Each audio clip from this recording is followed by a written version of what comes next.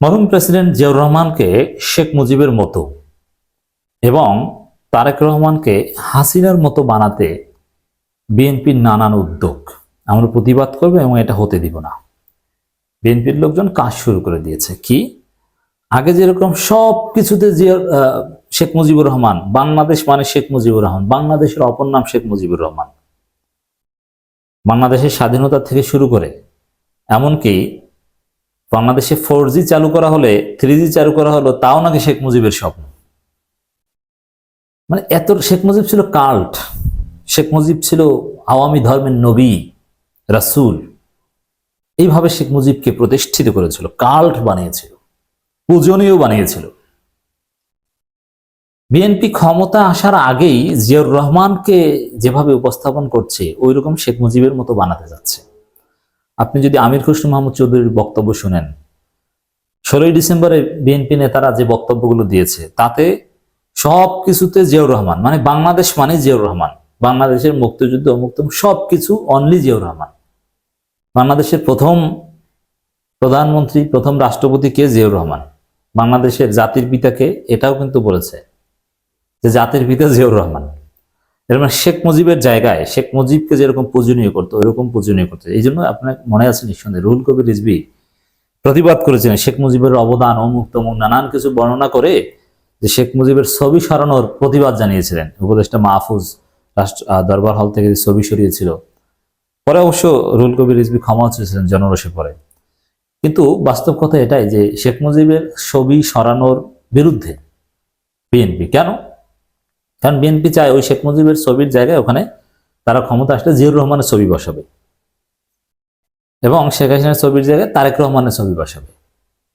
এই কারণে বিএনপি এই সিস্টেমটা উঠিয়ে দিতে যাচ্ছে না। কিন্তু আমাদের কথা হচ্ছে জিয়াউর রহমান, শেখ মুজিব এরা সবাই সাবেক নেতা, তাদেরকে আমরা সম্মান করব, কিন্তু তাদেরকে পূজনীয় করে রাখবো, তাদের ছবিটা নিয়ে পূজা করতে হবে না, এই রাজনীতি আর বাংলাদেশে চলবে না।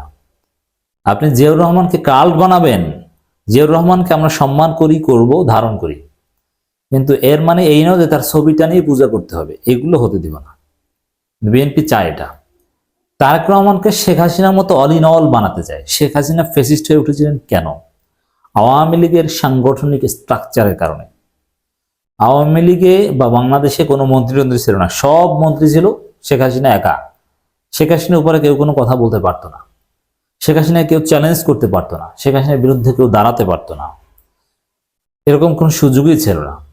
তারেক রহমানকেও সেরকম বানাতে চায়। এমন ভাবে তারেক রহমান অবদান বা ইত্যাদি ইত্যাদি বিএনপির লোকজন তুলে ধরছে যে তারেক রহমান মানে সব, দুনিয়ার সবকিছু তারেক রহমান। এই কাজ করছে বিএনপি। দর্শক, বিএনপির এক বিতর্কিত নেতা, যিনি ওই চোরাচালান বা ডায়মন্ড ব্যবসা এগুলোর সাথে একটা গোপন আতাতে মোটামুটি ধরাও করেছিলেন, তিনি বলছেন সরকার পতন আন্দোলনের মাস্টার মাইন্ড তারেক রহমান। এই যে তারেক রহমানকে মাস্টার মাইন্ড বানানো, এটা তারেক রহমান নিজেও এটা বলেন না বা তিনি এটা বিশ্বাস করেন না। তারেক রহমানকে এভাবে তথ্য বিকৃত করে অবাস্তবতার উপর দাঁড়িয়ে মাস্টার মাইন্ড বানানো, মাস্টার মাইন্ড ঘোষণা করা, এটা হচ্ছে তারেক রহমানকে শেখ হাসিনা বানানোর একটা প্রজেক্ট। সবকিছু তারেক রহমান, অথচ তারেক রহমান মোটেই মাস্টার মাইন্ড নয়। হাসিনার এই পতন আন্দোলনের সাথে বিএনপির পলিসিগত দিক থেকে কোনো সম্পৃক্ততা নেই। ছাত্র জনতার সাথে বিএনপির কোনো মিটিং বা সমন্বয় হয়নি। তবে মাঠে বিএনপির লোকজন ছিল এবং শেষের দিকে তারেক রহমান ঢাকায় আওয়ামী লীগ ঠেকাতে তার নেতাকর্মীদেরকে বিভিন্ন স্পট ভাগ করে দেওয়া থেকে শুরু করে কিছু বিএনপি নিজস্ব পরিকল্পনা ছিল। কিন্তু মৌলিকভাবে কোন দিন কি কর্মসূচি দেওয়া হবে, এক দফা কখন দেওয়া হবে, পরশু দিন নয় আগামীকালেই মার্চ স্পট ডাকাইতে, এইসব বিষয়ের সাথে কিন্তু বিএনপির কোনো সম্পর্ক ছিল না। মানে যে কারণে এক্স্যাক্টলি সরকারের পতন হয়েছে ওই কারণের সাথে বিএনপির মাস্টার মাইন্ড তো দূরের কথা, বিএনপির কোনো সম্পর্ক ছিল না। বরং বিএনপির ভূমিকা ছিল যে তারা এই মুহূর্তে সরকার পতনের কথা ভাবছে না, তারা কোটা সংস্কার আন্দোলনের সাথে জড়িতই নয়। তাদের উপর নাকি সরকার খালি খালি তাদেরকে মেরেছে বা তাদের ধরেছে। এই হচ্ছে অবস্থা। দর্শক, সরকার পতনের আন্দোলনের মাস্টার মাইন্ড তারেক রহমান। এর অর্থ হচ্ছে তারেক রহমানকে পাম দিয়ে পূজা করে শেখ হাসিনা বানাতে চায়। আমরা প্রতিবাদ জানিয়ে রাখলাম। আর আসলে মাস্টার মাইন্ড কিনা তো বললাম, বিএনপির কোনো সম্পর্ক নেই পলিসি মেকিংয়ে। বিএনপির যুগ্ম মহাসচিব খালিদ কবির খোকন বলেছেন সরকার পতন আন্দোলনের মাস্টার মাইন্ড তারেক রহমান। তিনি নেপথ্যের কারিগর নন, প্রকাশ্যের কারিগর বলা যায়। তিনি 6000 কিলোমিটার দূরে থেকেও বাংলাদেশ জনগণের পাশে থেকে জনগণকে বলেছেন টেক ব্যাক বাংলাদেশ, ওই টেক ব্যাক দিয়ে বাংলাদেশের হাসিনার পতন হয়নি। টেক ব্যাক, অমুক নির্বাচন, তমুক 28 অক্টোবর, এর মাধ্যমে কিচ্ছু হয়নি। 28 অক্টোবর যে কাবুলিশের মতো বিএনপি পালিয়েছে আমরা দেখেছি। অতএব এখন এইসব ভুয়া ক্রেডিট নিতে আসবেন না। আপনাদের কতজন নিহত হয়েছে, ছাত্র দলের তালিকা প্রকাশ করেছে, ভুয়া তালিকা, জনগণ দেখেছে না? আপনারা কোনো জবাব দিতে পেরেছেন? শিবিরের লোক, সাধারণ জনগণ তাদেরকে নিজের কর্মী বলে চালিয়ে দেন। মারা গেছে 1 তারিখে, আপনি সেটাকে বানিয়ে দিয়েছেন অন্য তারিখে। মানে আপনার কিছুই জানেন না, আপনার সাথে সম্পৃক্তই ছিলেন না। বিএনপির কোনো নেতারা রাজপথে নামেনি, নেতারা ছিল সবাই পালাতক, অথবা কেউ কেউ আগেই নিরাপদে কারাগারে ছিলেন। হাসিনা পতন করে শিক্ষার্থীরা, আর প্রকাশ্যে শিক্ষার্থীদের অবদানকে অস্বীকার করা হচ্ছে। দেখেন একটা বিষয়, বৈষম্যবিরোধী ছাত্র আন্দোলনের অবদানকে স্বীকৃতি দিয়ে যদি বিএনপি তাদের অবদানের কথা বলার চেষ্টা করে, এটার একটা দিক থাকে, কিন্তু না, বৈষম্যবিরোধী ছাত্র আন্দোলন কিছু না, মাস্টারমাইন্ড তারেক রহমান। আপনি চিন্তা করছেন ফাজলামির লিমিটটা কোথায় ক্রস করেছে?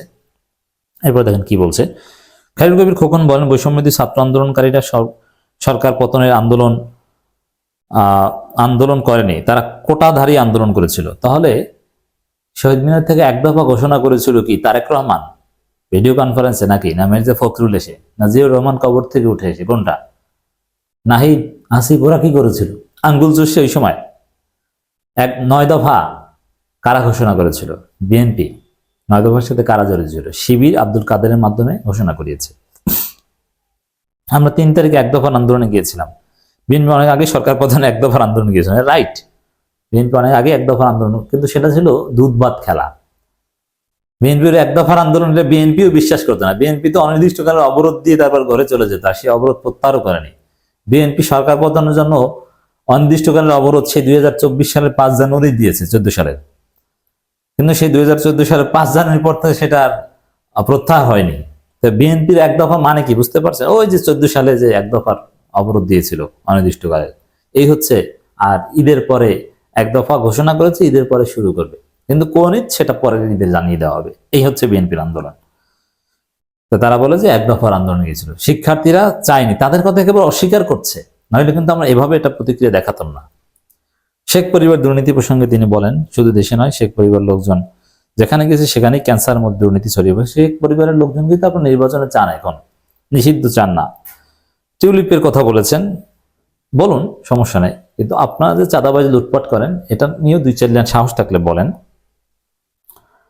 দর্শক, কথা এটাই যে জিয়াউর রহমানকে শেখ মুজিব বা শেখ মুজিবের মতো, এবং তারেক জিয়াকে বা তারেক রহমানকে শেখ হাসিনার মতো বানাতে বিএনপি নানান উদ্যোগ নিয়েছে। তার অংশ হিসেবে তারেক রহমানকে পূজনীয় বানাচ্ছে, জিয়াউর রহমানকে পূজনীয় বানাচ্ছে, এবং অযৌক্তিকভাবে মাস্টারমাইন্ড সবকিছু হর্তাকর্তা বানিয়ে ফেলছে, যে অল ইন অল বানিয়ে ফেলছে।